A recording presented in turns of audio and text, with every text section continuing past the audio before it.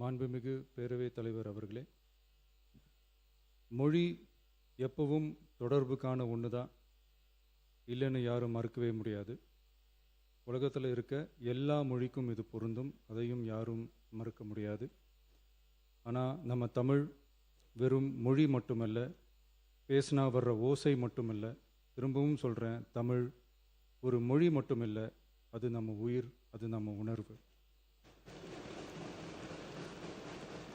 நம்மளை பெற்ற தாயை அம்மானு சொல்கிறப்பெல்லாம் பாசமும் சொந்தமும் நம்மளை அறியாமலே உயிரா உறவா உணர்வா தானாக உள்ளுக்குள்ளே தோணும்ல. அதே மாதிரி ஏன் இன்னும் ஒரு படி மேலே போயே சொல்லலாம், தமிழ்னு சொன்னாலே எப்படி இருக்கும், என்ன ஆகும்னு சொல்லவா வேணும். தாய் எப்படி ஒரு மிகப்பெரிய புனிதமோ அப்படிதாங்க தாய்மொழியும். அதுலேயும் நம்ம தாய்மொழி தமிழ்மொழி இப்படி சொல்கிறதே போதும், எல்லாருக்கும் நம்ம தாய்மொழி உணர்வை பற்றி புரியும்னு நினைக்கிறோம். நம்ம தாயே நமக்கு மிகப்பெரிய புனிதம்னா நம்ம எல்லாருக்குமான தமிழ் தாய் பற்றி சொல்லவா வேணும்.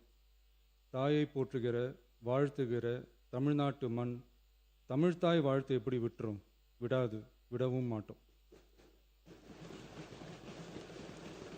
மாண்புமிகு பேரவைத் தலைவர் அவர்களே, நம்ம தமிழ்தாய் வாழ்த்த 1891 எழுதின மனோன்மணியம் சுந்தரனார் நம்ம தமிழ் மொழியவே தமிழ் தாய்னு சொல்லி உயர்வா பாடினார்.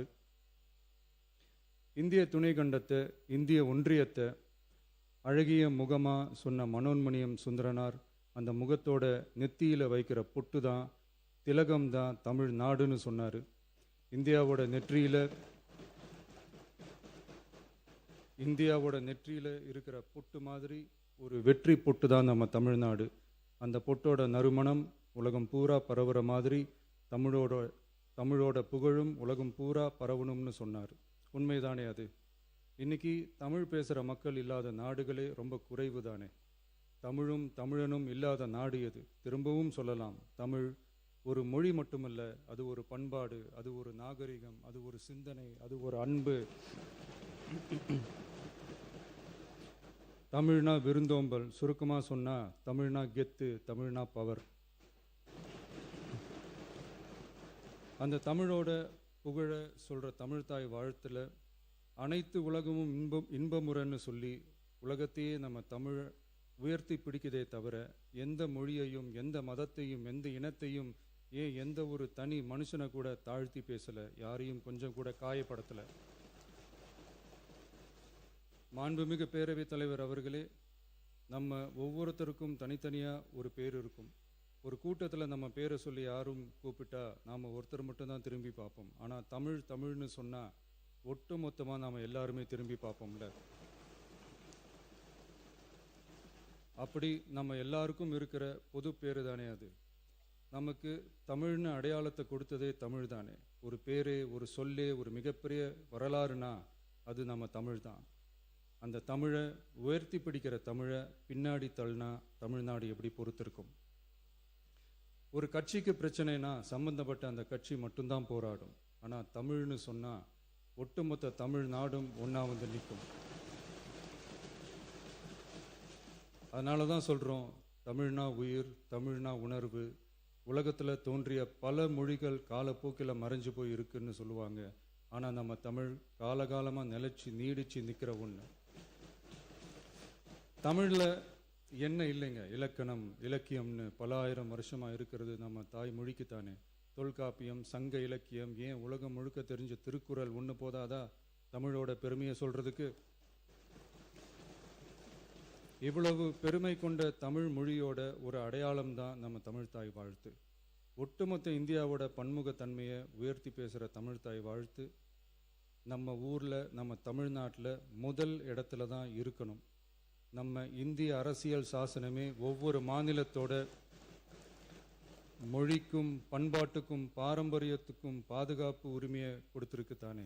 அந்த உரிமையின் அடிப்படையில் தமிழ்தாய் வாழ்த்துக்கு முதலிடம் கொடுத்து தானே ஆகணும்.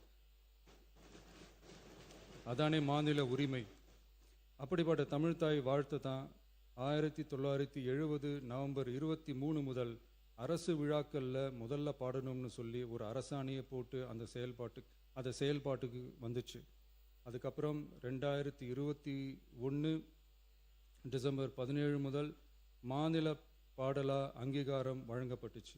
அனைத்து கல்வி நிறுவனங்கள், பல்கலைக்கழகங்கள், அரசு அலுவலகங்கள், பொதுத்துறை நிறுவனங்கள் உள்ளிட்ட பொது அமைப்புகளோட நிகழ்ச்சிகளில் தமிழ்தாய் வாழ்த்து கட்டாயம் பாடப்படணும்னு அரசாணையும் இருக்கு. 2026 ஜனவரி மாதம் 28 ஒன்றிய அரசோட கடிதத்தில் அரசு விழாக்களில் பின்பற்ற வேண்டிய சில நடைமுறைகள் வெளியிடப்பட்டது. அந்த ஆணையில் மாநில பாடல் பற்றி எந்த வழிமுறையும் இல்லாமல் இருந்துச்சு.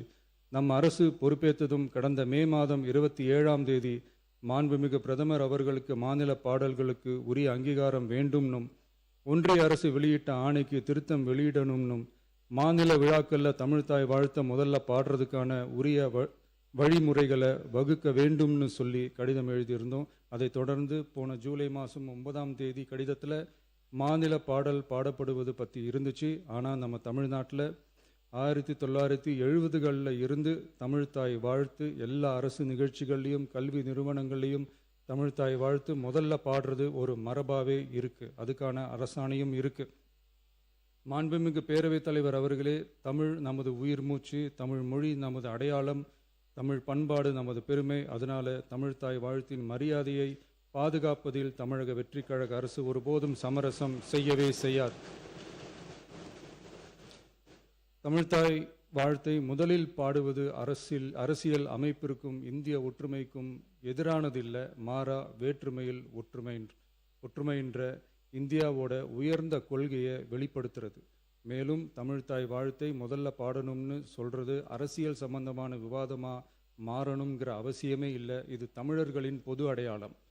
நம்மை வேறுபடுத்துவதல்ல, ஒன்றிணைப்பது. மாண்புமிகு பேரவைத் தலைவர் அவர்களே, தமிழ்தாய் வாழ்த்தின் கண்ணியத்தையும் தமிழின் தொன்மையையும் தமிழர் பண்பாட்டின் பெருமையையும் பாதுகாக்கும் இந்த உயரிய பணியில் இந்த சட்டமன்ற பேரவையில் உள்ள அனைத்து உறுப்பினர்களும் கட்சி வேறுபாடுகளை மறந்து ஒன்றிணைந்து அனைத்து கல்வி நிறுவனங்கள், பல்கலைக்கழகங்கள், அரசு அலுவலகங்கள், பொதுத்துறை நிறுவனங்கள் உள்ளிட்ட பொது அமைப்புகளின் நிகழ்ச்சிகளிலும் தமிழ்தாய் வாழ்த்து கட்டாயமாக முதலில் பாடப்பட வேண்டும் என்று கொண்டுவரப்படும் இந்த தீர்மானத்திற்கு அனைவரும் ஆதரவு வழங்க வேண்டும் என கேட்டுக்கொள்கிறேன். தமிழ்தாய் வாழ்த்து தொடர்பான அரசினர் தீர்மானம். தமிழ் உலகின் தொன்மை வாய்ந்த செம்மொழியாகவும் தமிழர் நாகரிகம் உலகின் மிக பழமையான பண்பாட்டு மரபுகளில் ஒன்றாகவும் திகழ்வதை பேரவை பெருமையுடன் பதிவு செய்கிறது. மனோன்மணியம் சுந்தரனார் அவர்களால் 1891 எழுதப்பட்ட மனோன்மணியம் என்ற நாடக நூலின் பாயிரத்திலிருந்து எடுக்கப்பட்ட தமிழ்தாய் வாழ்த்து 1970 நவம்பர் 23 முதல் அரசு விழாக்களில் முதலில் பாடப்பட வேண்டும் என அரசாணை வெளியிடப்பட்டு செயல்பாட்டுக்கு வந்துள்ளது. 2021 டிசம்பர் 17 முதல் மாநில பாடலாக அதிகாரப்பூர்வ அங்கீகாரம் வழங்கப்பட்டு தமிழ்நாட்டில் அமைந்திருக்கும் அனைத்து கல்வி நிறுவனங்கள், பல்கலைக்கழகங்கள், அரசு அலுவலகங்கள், பொதுத்துறை நிறுவனங்கள் உள்ளிட்ட பொது அமைப்புகளின் நிகழ்ச்சிகளிலும் நிகழ்வு தொடங்குவதற்கு முன் தமிழ்தாய் வாழ்த்து கட்டாயம் பாடப்படும் என்று ஆணையிடப்பட்டுள்ளது. இந்நிலையில் ஒன்றிய அரசின் உள்துறை அமைச்சகத்தால் 2026 ஜூலை மாதம் 9 கடிதத்தில் மாநில பாடல் பாடப்படுவது குறித்து தெரிவிக்கப்பட்டுள்ளது. தமிழ்நாட்டில் 1970களில் இருந்து அனைத்து அரசு நிகழ்ச்சிகளிலும் கல்வி நிறுவனங்களிலும் தமிழ்தாய் வாழ்த்து பாடல் முதலில் பாடப்படுவது மரபுத்தன்மையாகவும் அரசாணைகளின் வாயிலாகவும் பின்பற்றப்பட்டு வருகிறது. ஆகவே தமிழ்தாய் வாழ்த்து தமிழ் மொழிக்கும் தமிழர் பண்பாட்டிற்கும் செலுத்தப்படும் மரியாதையின் வெளிப்பாடாகும் என்பதை இப்பேரவை வலியுறுத்துகிறது. இந்திய அரசியலமைப்பு வழங்கியுள்ள மொழி மற்றும் பண்பாட்டு உரிமைகளின் அடிப்படையில் தமிழ்நாட்டின் பண்பாட்டு அடையாளத்தை நிலைநிறுத்தும் வகையில் தமிழ்நாட்டில் அமைந்திருக்கும் அனைத்து கல்வி நிறுவனங்கள், பல்கலைக்கழகங்கள், அரசு அலுவலகங்கள், பொதுத்துறை நிறுவனங்கள் உள்ளிட்ட பொது அமைப்புகளின் நிகழ்ச்சிகளிலும் நிகழ்வு தொடங்குவதற்கு முன் தமிழ்தாய் வாழ்த்து கட்டாயம் முதலில் பாடப்பட வேண்டும் என தமிழ்நாடு சட்டமன்ற பேரவை ஏகமனதாக தீர்மானிக்கிறது என்ற தீர்மானத்தை நான் முன்மொழிகிறேன். அனைத்து கட்சிகளை சார்ந்த உறுப்பினர்களும் இந்த தீர்மானத்தை ஒருமனதாக நிறைவேற்றி தர வேண்டுகிறேன். நன்றி, வணக்கம்.